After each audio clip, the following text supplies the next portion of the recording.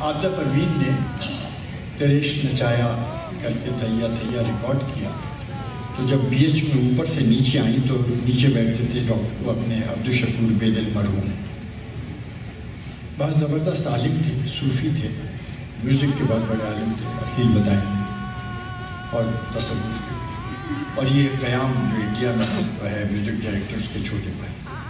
انہوں نے عابدہ سے پوچھا کہ تمہیں معلوم ہے کہ یہ کیا ہے، اس کا وجہ تسمیہ معلوم؟ کہنے لگی اصل بات یہ ہے کہ بلے شاہ سید تھے اور شاہ عنایت قادری چونکہ غیر سید تھے تو ان کے گھر والوں نے کہا کہ یہ مریدی سلسلہ بند کر دو، تو بہت ٹسل ہوئی، تو وہ گھر والوں کو چھوڑنا چاہتے تھے بلے شاہ. اس طرح بات چلی آگے بڑھی. تو وہ انہوں نے مجھے آ کے یہ حکایت بیان کی تو میں نے اس کو لکھ دی، تو اگر آپ کہیں تو میں ذرا سنوں تھوڑا سا مختصر. تیرے عشق میں چایا. بابا بلے شاہ کا تعلق قصور کے سادات گھرانے سے تھا. ان کے پیر و مرشد حضرت شاہ عنایت قادری لاہوری تھے جن کی نسبی نسبت آرائی قبیلے سے تھی. بلے شاہ اپنے مرشد کی زیارت اور پابوسی کو ہر دوسرے تیسرے روز بے وقتے بھی لاہور نکل جایا کرتے تھے. فرید آپ نے نہیں سنا تھا اس لیے. بلے شاہ کے کنبے کو سید ہونے کے ناطے کسی غیر سے یہ موریدی روگ انتہائی ناگفتنی تھا. اس بابت کنبے والوں اور بلے شاہ کے مابین روزمرہ رویوں میں دھڑلے سے رسہ کشی جاری تھی. ایک دن بلے شاہ شدید انتشار کی آزاری میں تھے. قصور سے لاہور کی سمت یہ نیت باندھ کر چل پڑے کہ آج مرشد کی صلاح سے آئے دن کی گھریلو کھٹ کھٹ کا جھمیلا اب چٹ پٹ ہو جانا چاہیے، ادھر کو یا ادھر کو. بلے شاہ لاہور آئے، مرشد کے دروازے پر پہنچے، دستگی ہوئے. اندر سے مرشد نے قدرے اونچی آواز میں پوچھا بھلا کون؟ بلے شاہ نے جواب دیا سرکار میں ہوں بلے. مرشد نے فی الفور کہا کہ اب تو بلے نہیں رہا، بھلے ہو گیا، جا بھلکڑ جا، کہیں اور کو جا، تیرے لیے یہاں کوئی چھایا نہیں رہی. مرشد کی اس پذیرائی سے بلے شاہ پر بنائی. تلوے تلے کی زمین چھٹک گئی، رو رو کر نڈال ہو رہے. بہت دیر بعد جب دھیرے دھیرے آپے میں آئے تو مرشد کو منانے کی ٹھان کر اٹھ بیٹھے. بلے شاہ کی طبیعت کچھ ایسی اکھڑ چکی تھی گویا سارا ریشم ہی ادھڑ چکا تھا. وہ اپنے گھر یعنی قصور واپس لوٹ کر جانا بھی اکثر بھول چکے تھے. لاہور کے گلی کوچوں کی خاک پھانکنے میں لگ گئے اور گردشوں میں سنوارنے میں اپنے شب و روز گمسمی کے الاؤ میں جھونک دیے.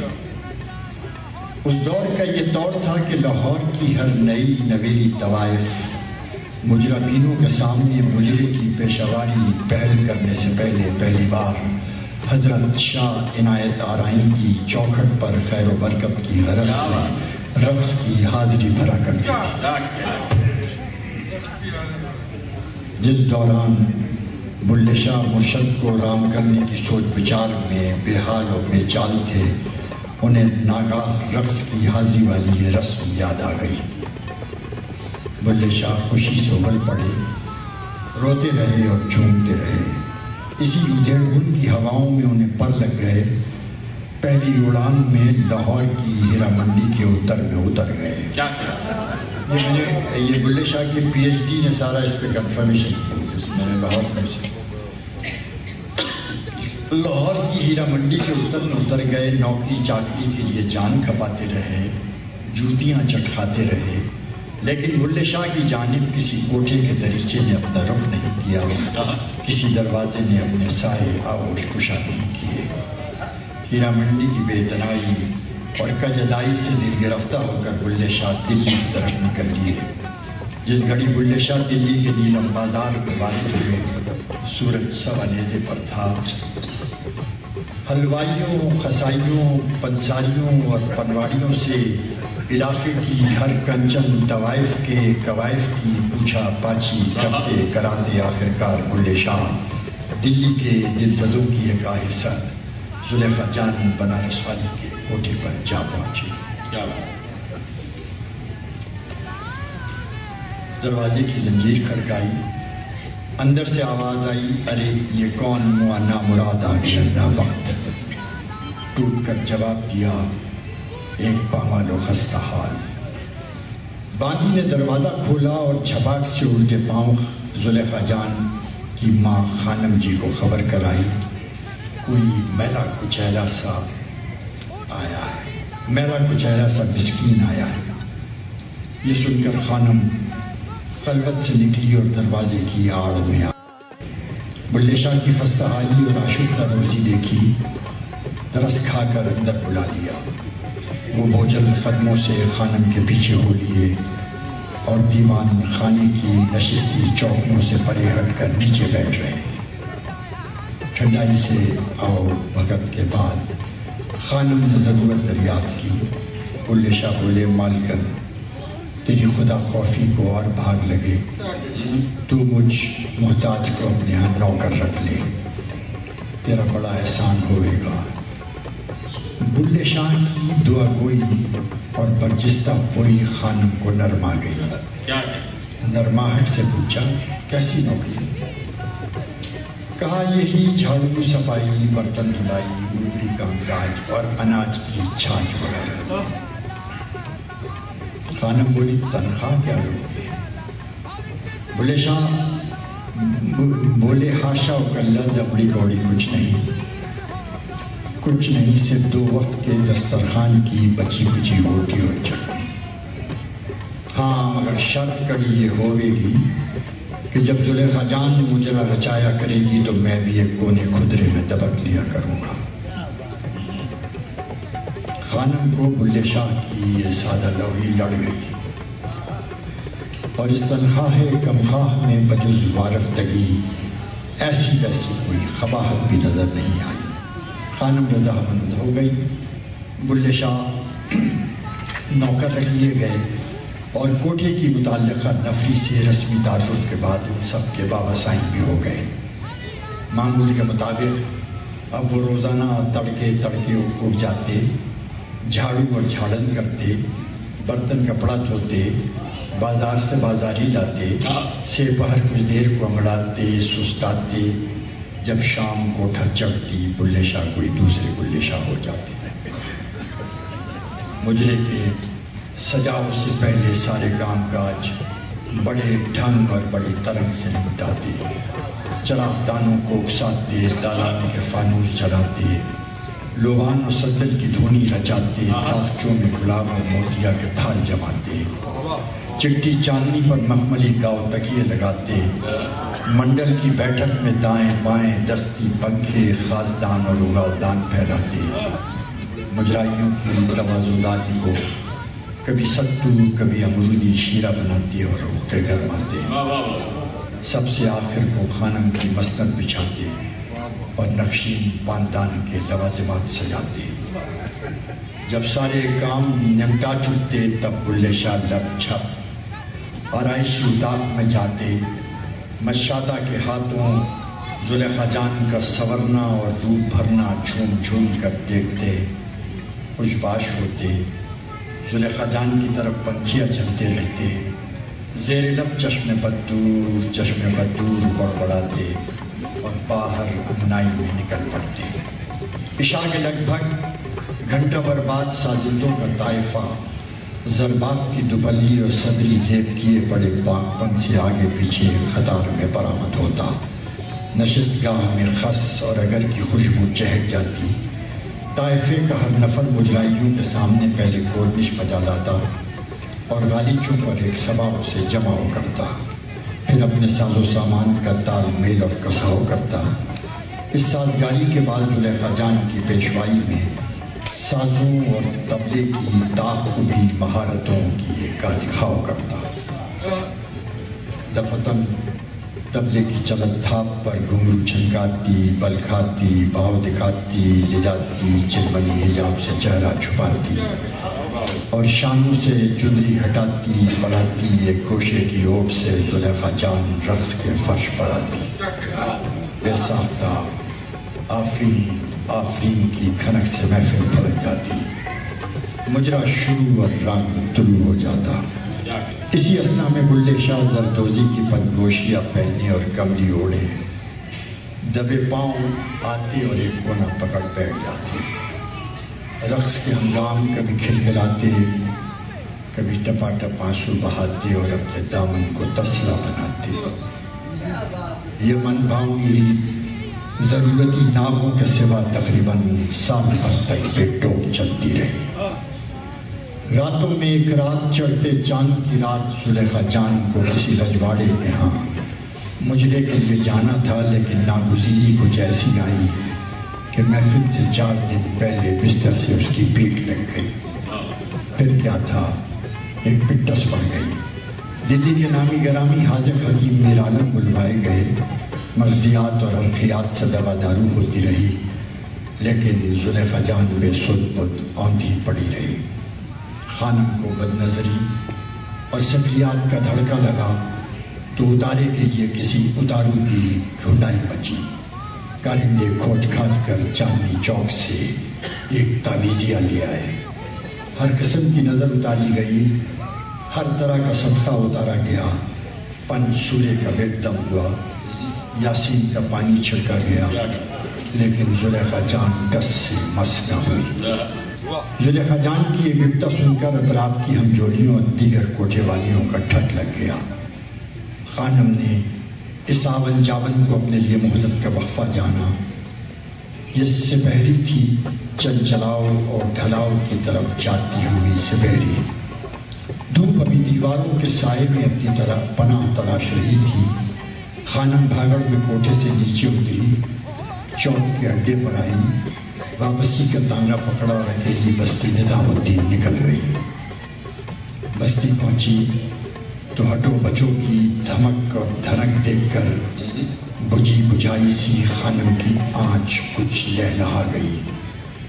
خلقت کا وہ ریلا اور میلہ تھا کہ بس چل سو چل. درگاہ کی سمائی میں خانم کو ذرا زور آزمائی سے داخل ہونا پڑا. درگاہ کے اندرون پہنچ کر روایتاً سب سے پہلے امیر خسرو کے وہاں حاضری لگائی، سلام ہدیہ کیا اور اپنی گزران سنائی. خسرو سے سلطان جی کی خدمت میں باریابی کی خاطر اپنا سفارشی ہو جانے کے لیے گزارشی ہوتی رہی اور بھل بھل بلکتی رہی. خسرو بھی آخر مرشد کی تیور کسوٹی تھے، حمایت کرنے پر در پردہ مائل ہو گئے. خانم وقتاً بحال ہو گئی. خسرو کی خسروی سے اجازت ہو کر خانم جس دم سلطان جی کی دہلیز پر آئی تو وہاں کو نوچندی جمعرات کی بارات آ چکی تھی. 400 عرض گزاروں کے غول تھے. ایک غلغلہ تھا. ہر کوئی امیر خسرو کی طرح اپنی چھاپ تلک کی فریاد میں مگن تھا.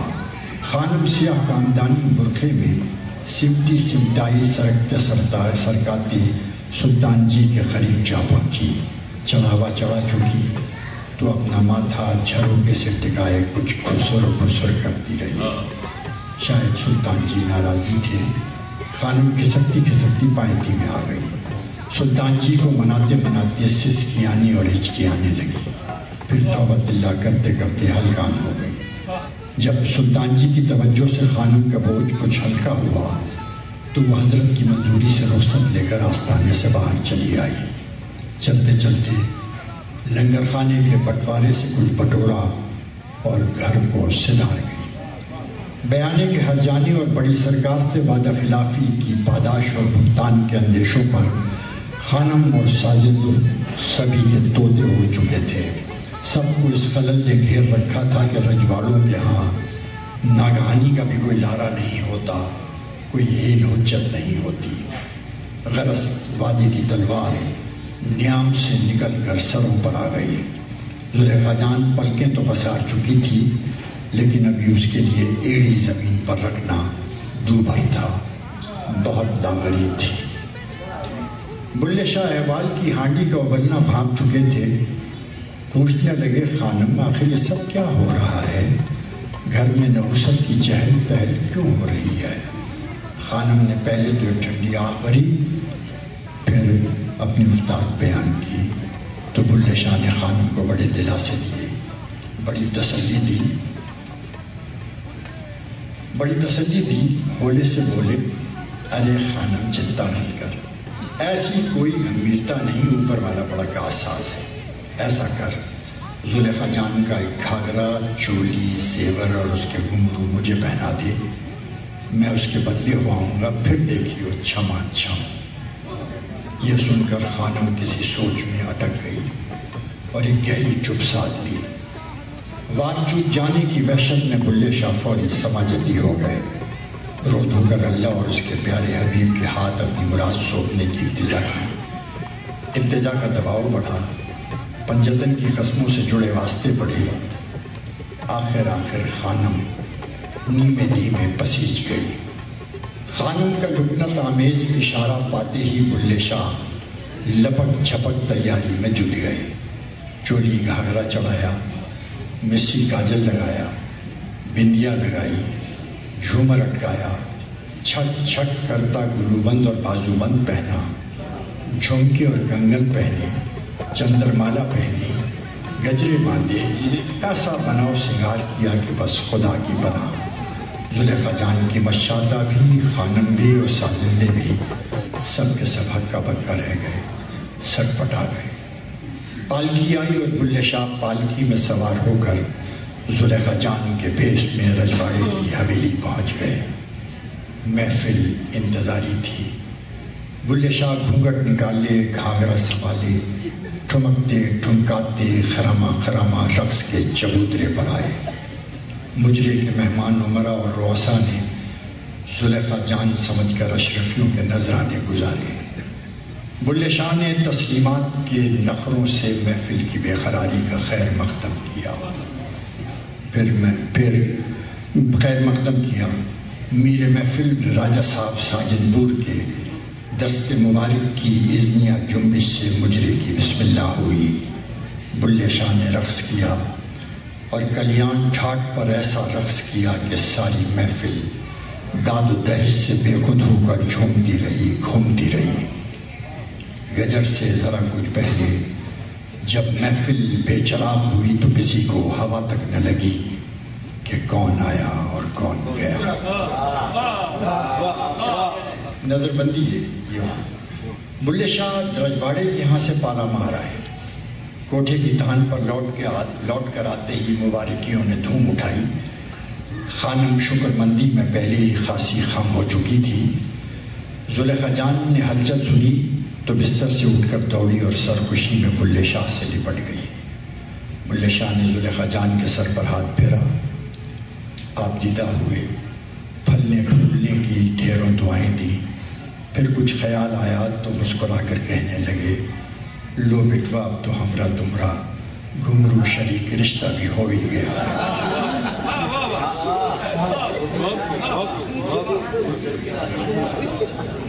آپ دیدہ ہوئے، پھلنے پھولنے کی ڈھیروں دعائیں دی۔ پھر کچھ خیال آیا تو مسکرا کر کہنے لگے، لو بٹوا اب تو ہمرا تمرا گھنگرو شریک رشتہ بھی ہو ہی گیا۔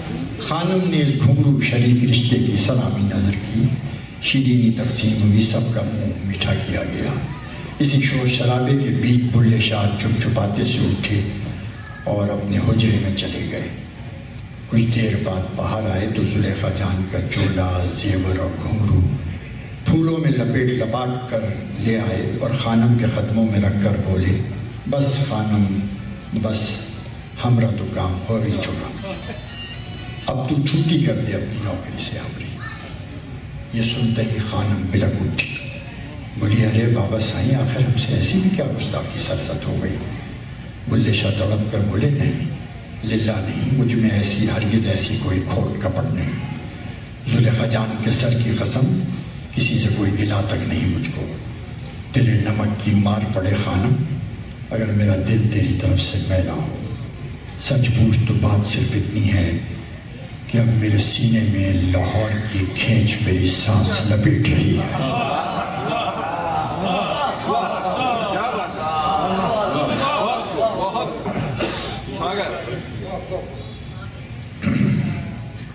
تیرے نمک کی مار پڑے خانم، اگر میرا دل تیری طرف سے میلا ہو، سچ پوچھ تو بات صرف اتنی ہے کہ اب میرے سینے میں لاہور کی کھینچ میرے سانس لپیٹ رہی ہے۔ لاہور مجھے بڑی للک سے آواز دے رہا ہے، اوپر والے کی بڑائی کو اپنے اور میرے درمیان حکم سمجھ، یقین کر کہ تیرے اور زلیخا جان کے احسانوں کی بھرمار کا رتی بھر صلا سر دست مجھ نصیبوں جلے کے پلے میں سوائے شکریہ کے چند لفظی ٹھیکروں کے اور کچھ بھی نہیں ہے۔ ہاں البتہ زندگی رہی اور لاہور نے میری بات رکھ لی تو کوسوں دور بیٹھ کر بھی اپنی دعاؤں کی گڑگڑاہٹ سے تیرا اور زلیخا جان کا قرض تاعمر چکاتا رہوں گا۔ یہ سن کر خانم کی ہچکی بن گئی۔ زلیخا جان سسکاری بھرنے لگی، سازندے دہائی اور دوہا تڑ کے ہو گئے۔ سبوں نے بلک کر بلے شاہ کی منت سماجت کی، ہر طرح کی لالچ دی، بدیری خوشامد کی، بدیرا ہاتھ پاؤں مارے، لیکن بلے شاہ کو نہ رکنا تھا، نہ رکے، رسی توڑا کر بھاگ کھڑے ہوئے۔ لاہور کے آسمان پر ابھی 2 وقتوں کے بغلگیر ہونے میں کچھ اور وقت حائل تھا کہ بلے شاہ اپنے مرشد کے دروازے پر پورے سال بھر بعد آن کھڑے ہوئے اور رقص آغاز کیا، دریش نچایا کرتے تھے۔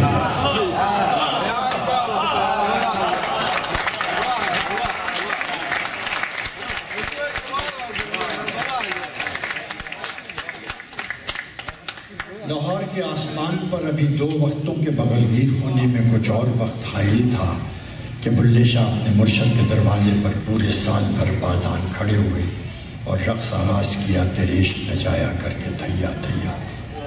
مکھڑے کی والہانہ دہرائی تہرائی اور دھمال کی مستانہ دھمادم سے اڑوس پڑوس کے در و دیوار بھی ہلنے لگے۔ حضرت شاہ عنایت آرائیں بے حواس باہر نکل آئے۔ جو ہی بلے شاہ پر ان کی نظر پڑی، زاروں زار دھاڑنے لگے۔ بلے شاہ نے جب مرشد کا یہ حال دیکھا تو چکرا گئے، جہاں کھڑے تھے وہیں ڈھیر ہو گئے۔ حضرت شاہ عنایت آرائیں نے دوڑ کر بلے شاہ کو اٹھایا، باہوں میں جکڑا اور اپنے سینے سے لپٹا لیا۔